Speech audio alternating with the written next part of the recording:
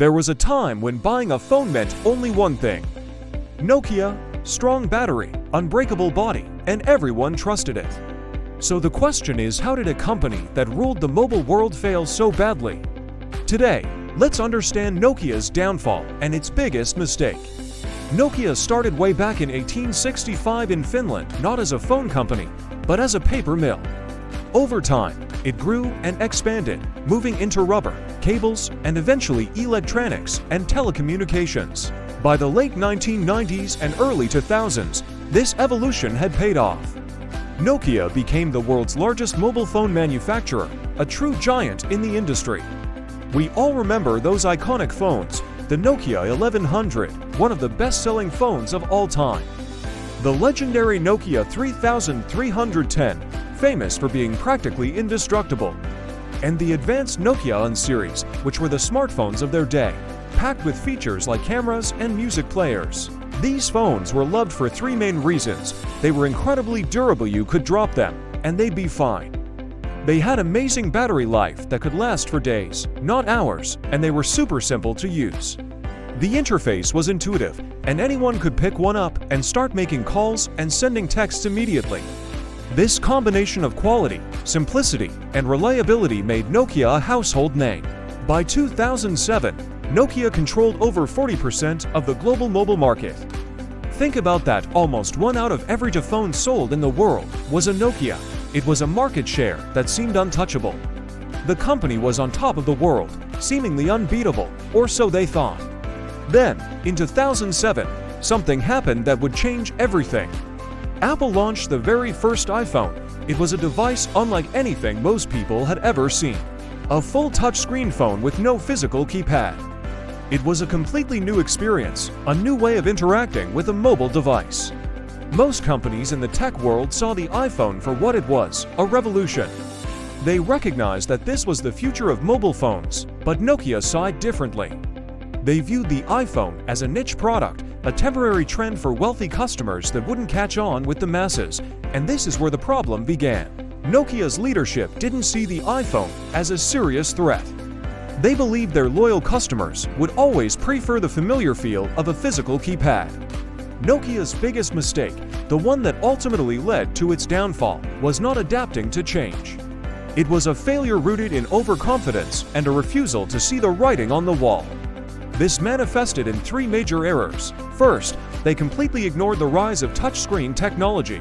Nokia's engineers and executives genuinely believed that people would always prefer the tactile feedback of physical buttons.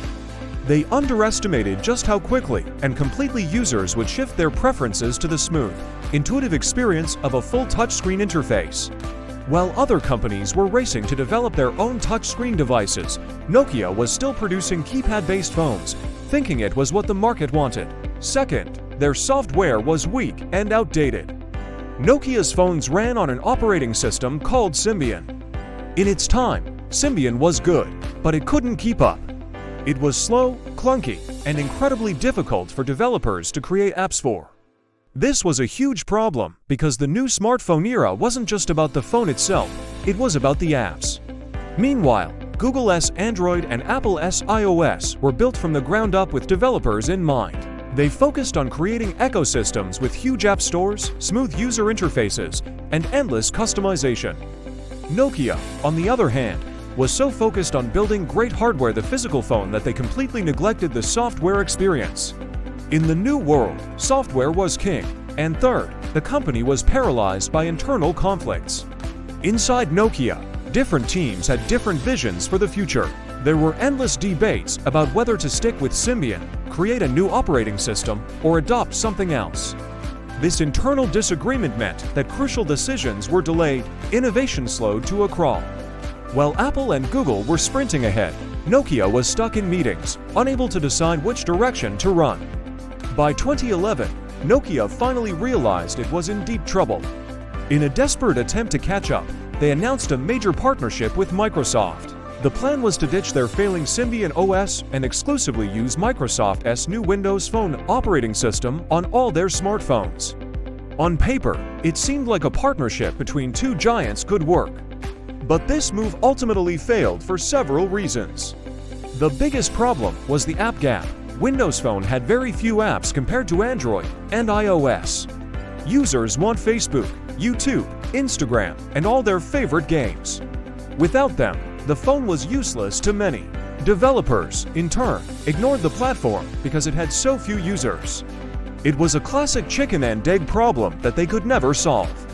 On top of that, the partnership simply came too late. By the time the first Nokia Windows phones hit the market, Android was already dominating the budget and mid-range segments, while Apple had a firm grip on the premium market. There was very little room left for a third player. The fall was swift and brutal. Sales, which had once been the envy of the world, dropped rapidly. Market share collapsed. The company that once sold nearly half of all mobile phones was now struggling to stay relevant. In 2014, the final nail was hammered in the coffin. Nokia sold its entire mobile phone division to Microsoft. The king of mobile phones had officially fallen, disappearing almost completely from the smartphone market it once created. The story of Nokia is a powerful and cautionary tale for any business, and it teaches us some incredibly valuable lessons. First, brand power alone is not enough. Nokia had one of the strongest and most trusted brands in the world, but that didn't save them when their products became irrelevant. Second, innovation is more important than past success. What made you successful yesterday won't necessarily keep you successful tomorrow. Nokia got too comfortable being the market leader and stopped innovating in the areas that mattered. Third, technology changes fast, and you have to adapt or you will disappear. Nokia underestimated the speed of the touchscreen revolution and paid the ultimate price. And finally, software can be more important than hardware. Nokia built some of the best quality phones ever made, but their poor software made them undesirable in a world driven by apps and user experience. Nokia didn't fail because it was a weak company. It failed because it was overconfident and stopped listening to where the world was headed. In the end, Nokia is not just a company, it's a lesson. It is a powerful reminder that even the biggest giants can fall if they stop listening to the whines of change. If you enjoyed this video and want more business and tech stories explained simply, make sure to like, share, and subscribe to the channel. Thanks for watching.